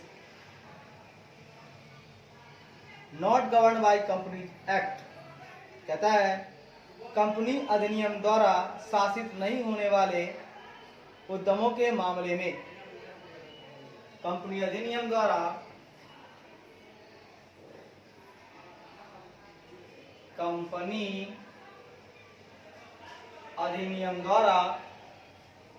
govern मतलब शासित, नॉट गवर्न शासित नहीं होने वाला, शासित नहीं होने वाला, कंपनी अधिनियम द्वारा शासित नहीं होने वाले, शासित नहीं होने वाले इंटरप्राइज के मामले में, इंटरप्राइज मतलब उद्यमों के मामले में the member should examine the relevant statute, member को संबंधित कानून की जांच करनी चाहिए। मामले में मेंबर को प्रासंगिक, रिलीवेंट मतलब प्रासंगिक कानून की जांच करनी चाहिए, प्रासंगिक कानून की जांच करनी चाहिए, मेंबर को जांच करनी चाहिए और make suitable qualification in his audit report. In case adequate disclosure regarding accounting policy have not been made as per statutory requirement, और वैधानिक आवश्यकताओं के अनुसार और स्टैट्यूटोरी रिक्वायरमेंट बोले तो वैधानिक आवश्यकताओं के अनुसार और वैधानिक आवश्यकताओं के अनुसार रिगार्डिंग अकाउंटिंग पॉलिसी के अनुसार लेखांकन नीतियों के संबंध में अनुसार लेखांकन नीतियों के संबंध में रिगार्डिंग अकाउंटिंग पॉलिसी संबंध में एडिक्वेट डिस्क्लोजर पर्याप्त खुलासे संबंध में पर्याप्त एडिक्वेट डिस्क्लोजर पर्याप्त खुलासे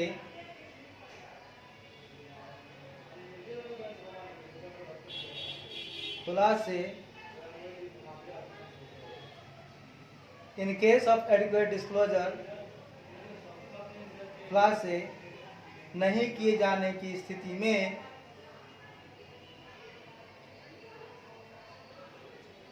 खुलासे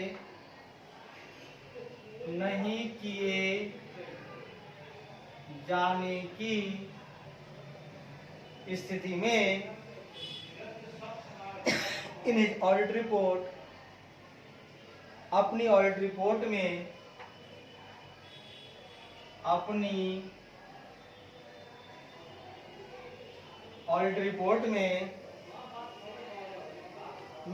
सुटेबल क्वालिफिकेशन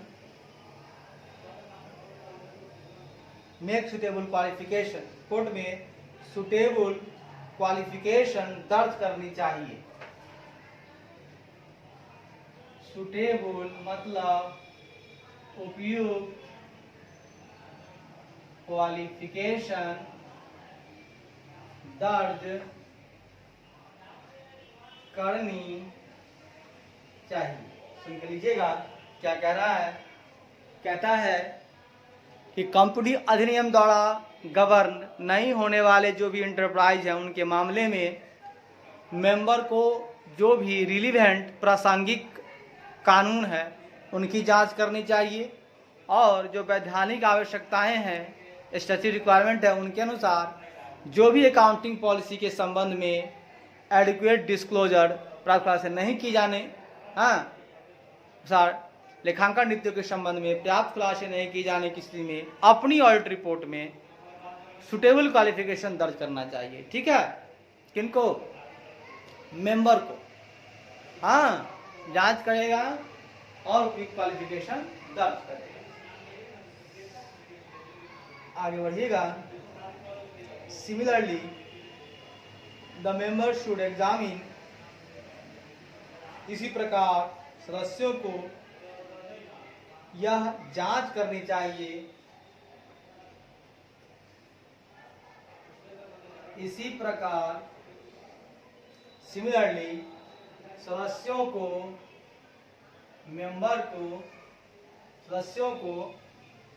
एग्जामिन करना चाहिए, यह जांच करना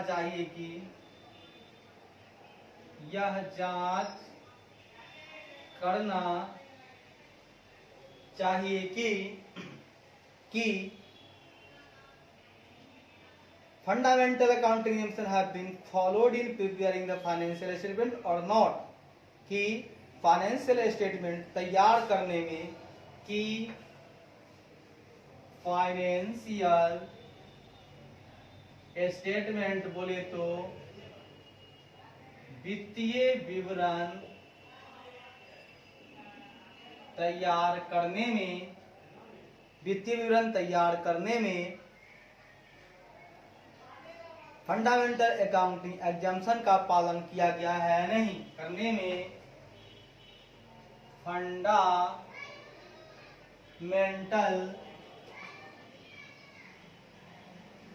अकाउंटिंग एग्जम्पशन मतलब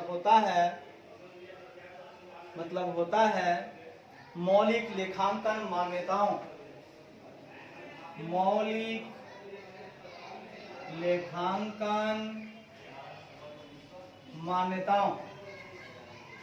करने में फंडामेंटल अकाउंटिंग एग्जम्पशन मौलिक लेखांकन मान्यताओं का पालन किया गया है या नहीं,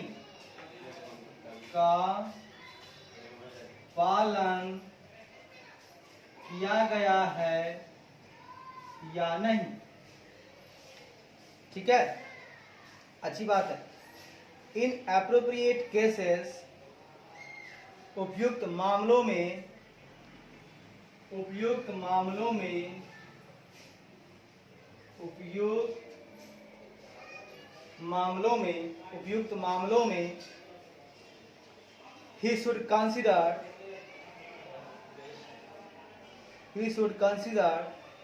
whether, उसे इस बात पर विचार करना चाहिए कि, हाँ, कि keeping in view of the requirement of the applicable law, लागू कानून की आवश्यकताओं को ध्यान में रखते हुए उसे he should consider, उसे इस बात पर विचार करना चाहिए कि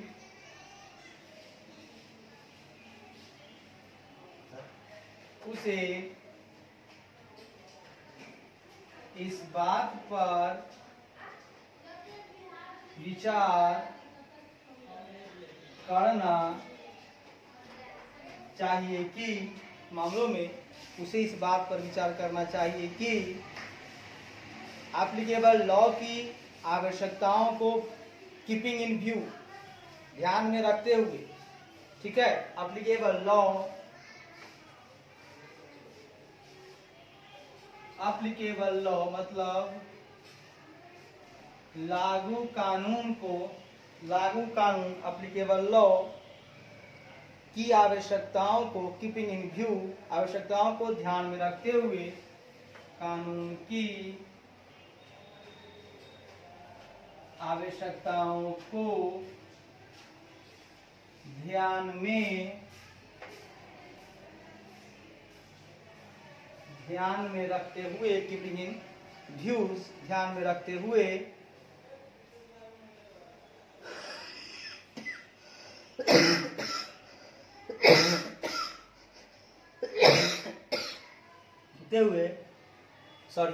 ए qualification in report is necessary, रखते हुए उसकी रिपोर्ट में क्वालिफिकेशन की आवश्यकता है या नहीं, रखते हुए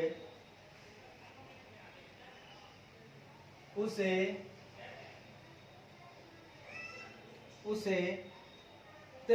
उसकी रिपोर्ट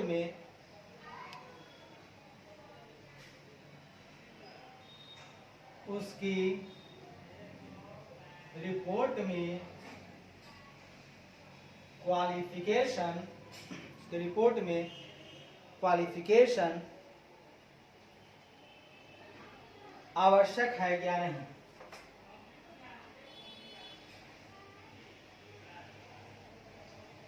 सुन के लीजिएगा क्या कह रहा है,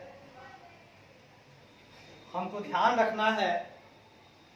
अच्छा, इसी प्रकार सदस्यों को यह जांच करना चाहिए कि फाइनेंशियल स्टेटमेंट तैयार करने में फंडामेंटल अकाउंटिंग एग्जम्पशन का पालन किया गया या नहीं। उपयुक्त मामलों में उसे इस बात पर विचार करना चाहिए कि एप्लीकेबल कानून लॉ की आवश्यकताओं को ध्यान में रखते हुए उसकी रिपोर्ट में क्वालिफिकेशन आवश्यक है या नहीं। मतलब रिपोर्ट में क्वालिफिकेशन देना जरूरी लगता है कि नहीं। अगर हमको लॉ कहता है कि जरूरी है तो हम क्वालिफिकेशन लगाएंगे, अगर कहता है लॉ नहीं तो नहीं लगाएंगे। तो ध्यान रखना है कि भैया सुटेबल होगा कि नहीं क्वालिफिकेशन, इस बात में ध्यान रखना है। ऐसे आंख बंद करके हमको क्वालिफिकेशन नहीं लगा देना है किसी के ऑडिट रिपोर्ट पर, ठीक है।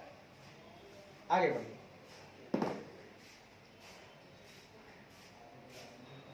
कहता है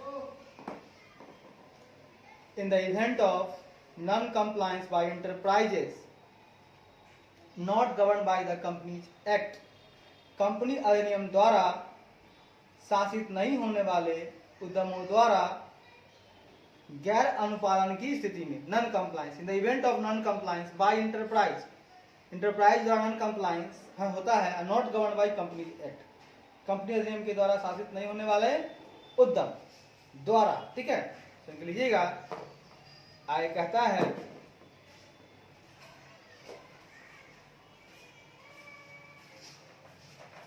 सुन के लीजिएगा आगे क्या कहता है, सुन के लीजिएगा आगे क्या कहता है। आगे कहता है कंपनी अधिनियम द्वारा शासित नहीं होने वाले, कंपनी अधिनियम द्वारा शासित नहीं होने वाले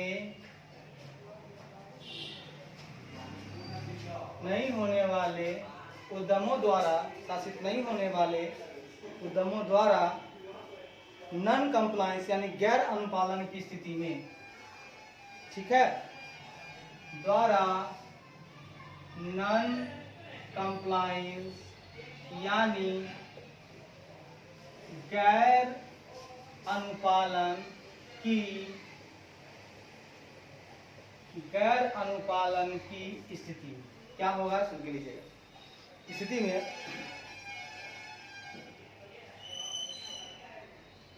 इन सिचुएशन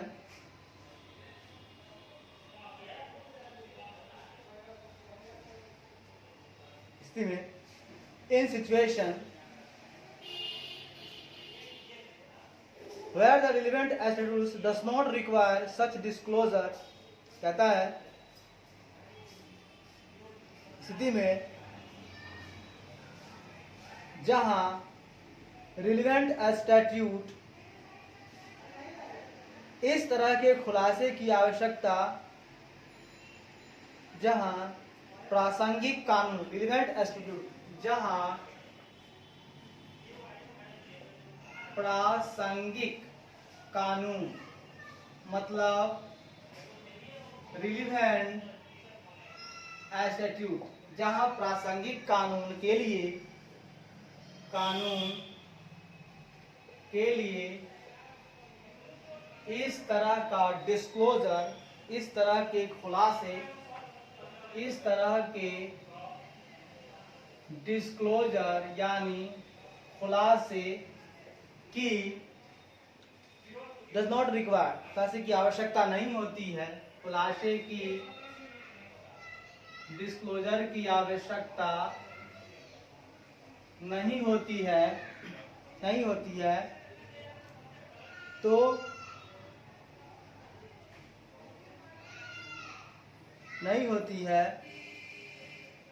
तो इसे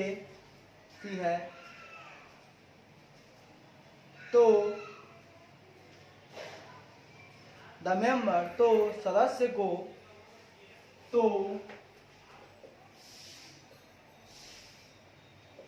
को विदाउट नेसेसरी, तो सदस्य को इसे ऑडिट का विषय वस्तु, तो सदस्य को इसे ऑडिट क्वालिफिकेशन का विषय वस्तु, तो सदस्य को इसे ऑडिट क्वालिफिकेशन की विषय वस्तु बनाए बिना, ऑडिट क्वालिफिकेशन की विषय वस्तु बनाए बिना इन ऑडिट रिपोर्ट, बनाए बिना अपनी ऑडिट रिपोर्ट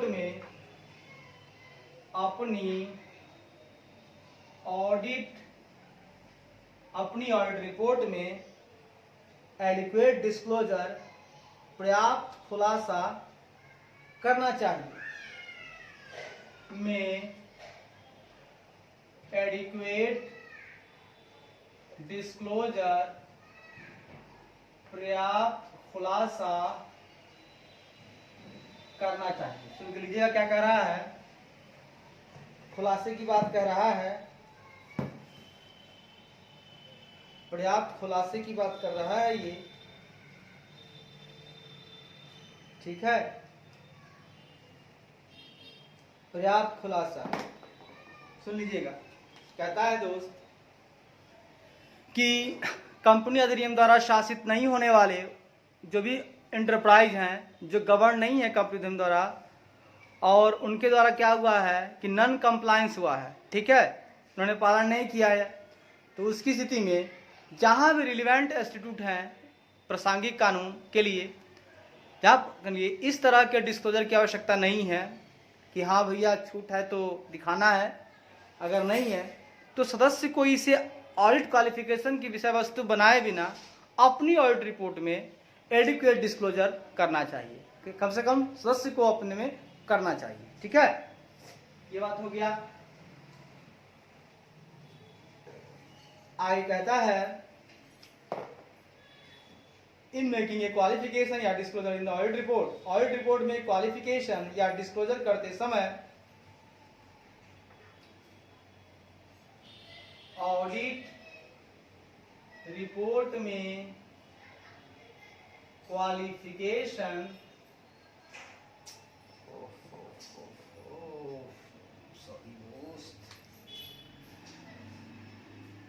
मिस्टेक, आइए दोस्त आइए, कहता है ऑडिट रिपोर्ट में क्वालिफिकेशन या डिस्क्लोजर करते समय, ऑडिट रिपोर्ट में क्वालिफिकेशन या डिस्क्लोजर करते समय the auditor should consider the materiality of the relevant events, तो ऑडिटर को रिलेवेंट आइटम का, सॉरी इवेंट्स नहीं, रिलेटिव आइटम मतलब संबंधित वस्तु की, तो समय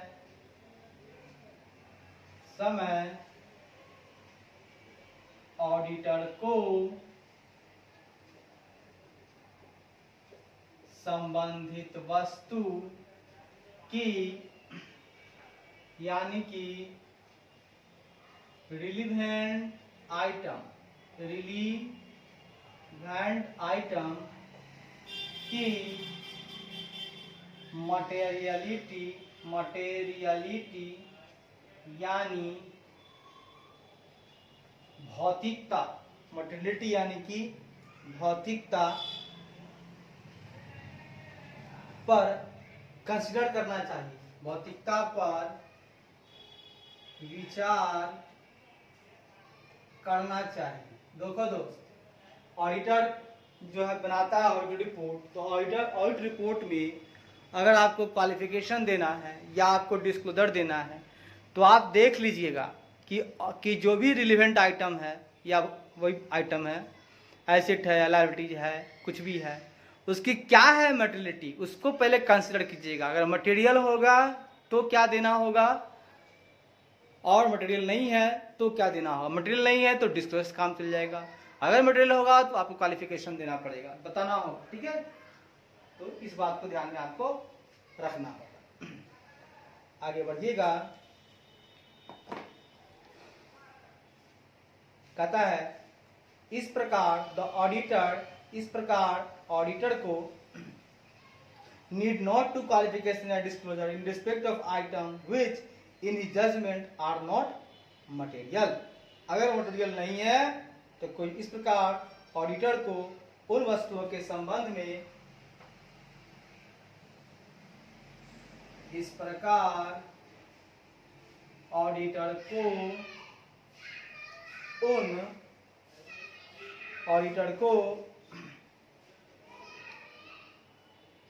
उन वस्तुओं के संबंध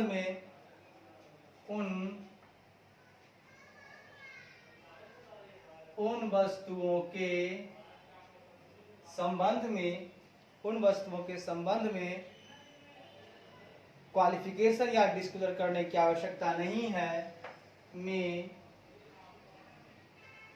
क्वालिफिकेशन या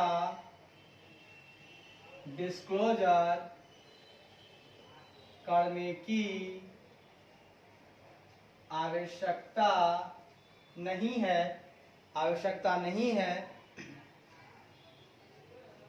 है, जो which in his judgment are not material, जो उसके निर्णय में, जो उसके जजमेंट में मटेरियल नहीं है, जो उसके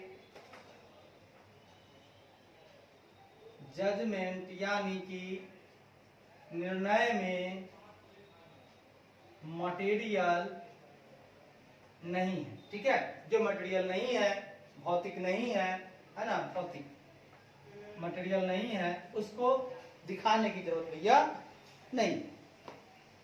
आगे बढ़िएगा। ए disclosure which is not a subject matter of audit qualification, जो ऑडिट क्वालिफिकेशन का विषय नहीं है। एक डिस्क्लोजर,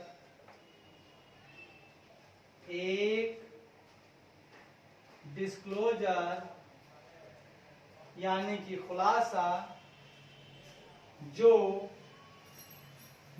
ऑडिट क्वालिफिकेशन की विषय वस्तु नहीं है, जो ऑडिट क्वालिफिकेशन की सब्जेक्ट मैटर नहीं है, विषय वस्तु नहीं है, should be made in the audit report in the manner, नहीं है, ऑडिटर की रिपोर्ट में इस तरह से किया जाना चाहिए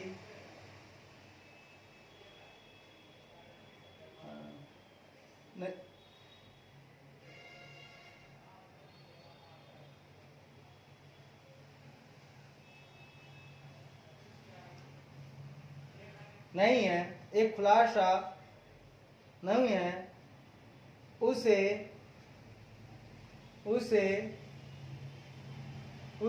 ऑडिटर के रिपोर्ट में इस तरीके से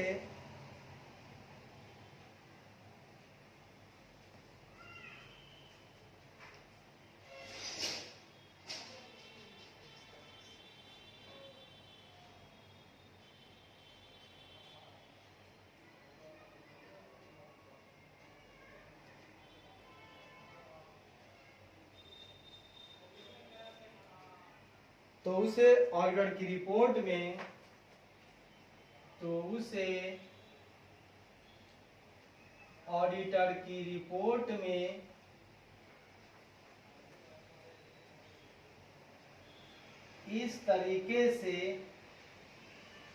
में इस तरीके से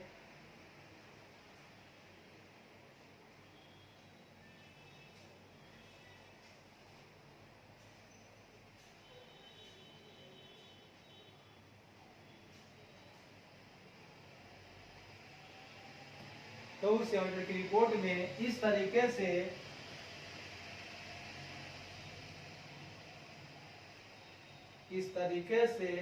किया जाना चाहिए कि it is clear to reader, कि पाठक को यह स्पष्ट हो कि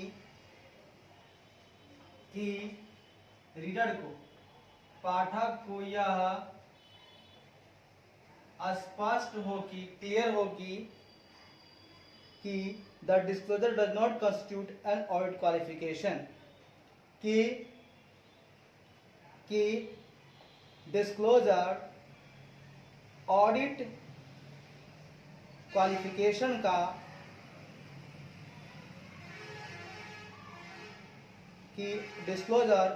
क्वालिफिकेशन का गठन नहीं करता है, क्योंकि डिस्क्लोजर ऑडिट क्वालिफिकेशन का गठन नहीं करता है। सुन के लीजिएगा क्या कहता है। ये आपसे कह रहा है कि ऊपर से पढ़ेंगे, ऑडिट रिपोर्ट में क्वालिफिकेशन या डिस्क्लोजर करते समय ऑडिटर को संबंधित वस्तु की मटेरियलिटी पर विचार करना चाहिए। इस प्रकार ऑडिटर को उन वस्तुओं के संबंध में क्वालिफिकेशन या डिस्क्लोजर करने की आवश्यकता नहीं है जो उसके जजमेंट में मटेरियल नहीं है। एक डिस्क्लोजर जो ऑडिट क्वालिफिकेशन की विषय वस्तु नहीं है, ऑडिट क्वालिफिकेशन की डिस्क्लोजर देना जरूरी नहीं है, विषय वस्तु नहीं है, तो उसे ऑडिट रिपोर्ट में इस तरीके से किया जाना चाहिए कि पाठक को यह स्पष्ट हो कि डिस्क्लोजर ऑडिट क्वालिफिकेशन का गठन नहीं करता है ना। जो डिस्क्लोजर है उससे हमारा ऑडिट क्वालिफिकेशन का क्या नहीं करता है, कंस्टिट्यूट नहीं करता है, ठीक है। जो हमारा डिस्क्लोजर है does not constitute an audit qualification, ठीक है। ये कंस्टिट्यूट ही नहीं कर रहा है, डिस्क्लोजर जो है कंस्टिट्यूट नहीं कर रहा है, उसको जरूरत ही नहीं है कि ऑडिट क्वालिफिकेशन का गठन करे, ठीक है। ऑडिट क्वालिफिकेशन यहाँ होगा ही नहीं क्योंकि हमको डिस्क्लोजर की आवश्यकता है नहीं। इसके आगे सुन के लीजिएगा, इसके आगे सुन के लीजिएगा,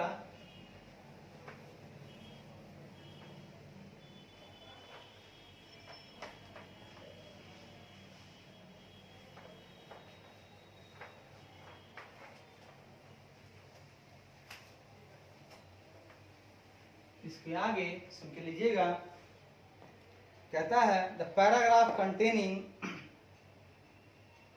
the audit opinion on true and fair view should not include a reference to paragraph containing the aforesaid disclosure.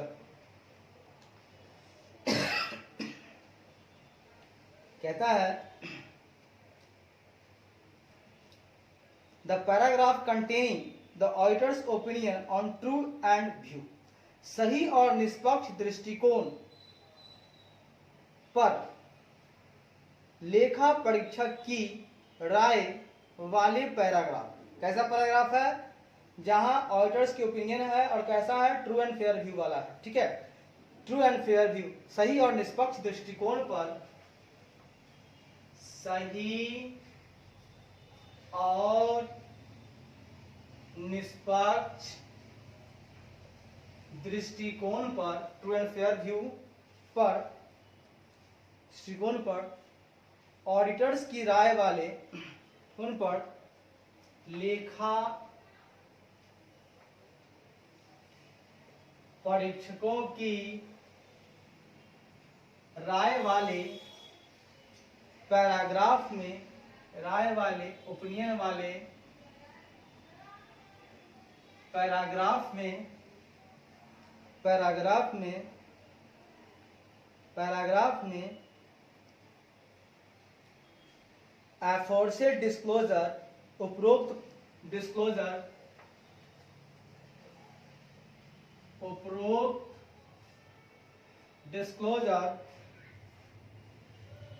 Containing aforesaid, उपरोक्त वाले पैराग्राफ, उपरोक्त डिस्क्लोजर वाले, उपरोक्त डिस्क्लोजर वाले paragraph should not include, paragraph का रिफरेंस, पैराग्राफ का reference यानी संदर्भ, नॉट इंक्लूडेड, शामिल नहीं होना चाहिए, शामिल नहीं होना चाहिए।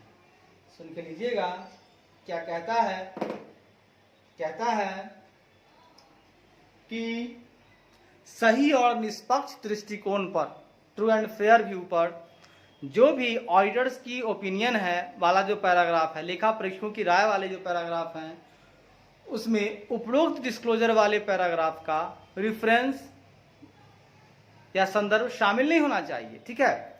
जहां पर सही और निष्पक्ष दृष्टिकोण है ऑडिटर्स का, उस पैराग्राफ में आपको डिस्क्लोजर वाला पैराग्राफ शामिल करने की जरूरत नहीं है, बिल्कुल नहीं है। वहां क्यों करिएगा, रॉन्ग हो जाएगा। तो चलिए, इस तरह से आज हम लोगों ने डिस्क्लोजर ऑफ अकाउंटिंग पॉलिसी पढ़ लिया। कल का दिन हमारे लिए रहेगा, सुन के लीजिएगा, कल का दिन हमारे रहेगा ज्वाइंट ऑडिट का, ठीक है। घर पे खूब ध्यान से